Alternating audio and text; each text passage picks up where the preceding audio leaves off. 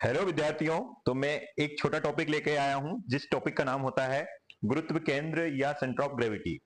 तो जैसे कि हम कंपटीशन के 3 पार्ट देख चुके हैं, चौथा पार्ट में छोटा सा टॉपिक कवर करूंगा मैं, और ये आपके गति से संबंधित होंगे। इसके बाद नेक्स्ट पार्ट में हम कवर करेंगे कार्य, ऊर्जा और शक्ति को।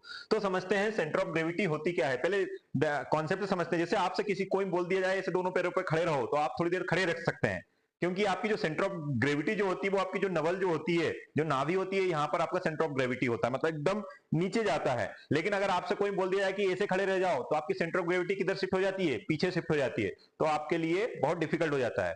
और अगर आपसे बोले स्केल, स्केल जो होता है उसके सेंटर ऑफ ग्रेविटी ढूंढिएगा, तो आप क्या करेंगे? दोनों फिंगर को अपने पास में लाते जाएंगे और जहां पर वो बैलेंस हो जाए, जहां पर वो स्केल क्या हो जाए, बैलेंस हो जाए, ये सेंटर ऑफ ग्रेविटी के कारण ही होता है।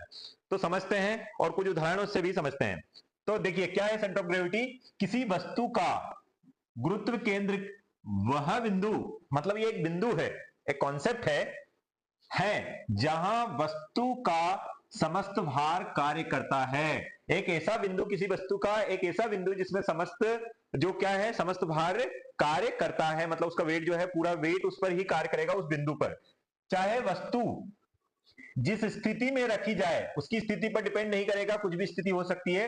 वस्तु का भार गुरुत्व केंद्र से ठीक नीचे की ओर कार्य करता है। जैसे गुरुत्व केंद्र, मान लीजिए ये मैंने एक त्रिभुज बनाया है, त्रिभुज में मैंने कैपिटल जी लिया है, ये इसका गुरुत्व केंद्र है, तो भार उसके ठीक नीचे कार्य करेगा। ये देखिए डब्ल्यू आप देख रहे हैं, ये कार्य है। ये क्या है बच्चों? कार्य है।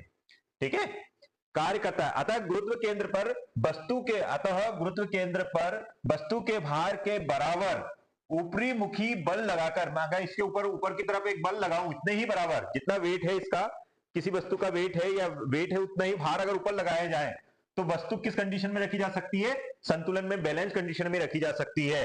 उदाहरण के लिए आपने देखा होगा बच्चों का जो शीशा लगा रहता है, झूला लगा रहता है पार्क में, आपने देखा उसके जस्ट मिडिल में उसको लगाया जाता है। यहां पर एक बच्चा बैठता है, यहां पर एक बैठता है।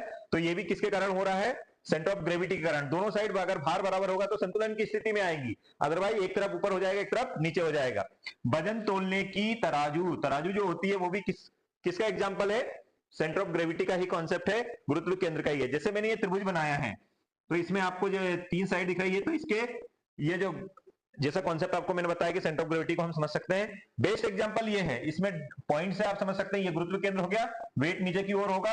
अगर आप इसको संतुलित करना चाहते हैं तो इतना ही बल आप उसके जस्ट ऊपर लगा सकते हैं। तो यही छोटा सा एक टॉपिक था जिसका नाम था सेंटर ऑफ ग्रेविटी। स्क्रीनशॉट ले लीजिए अगर आप इसके नोट्स बनाना चाहते हैं।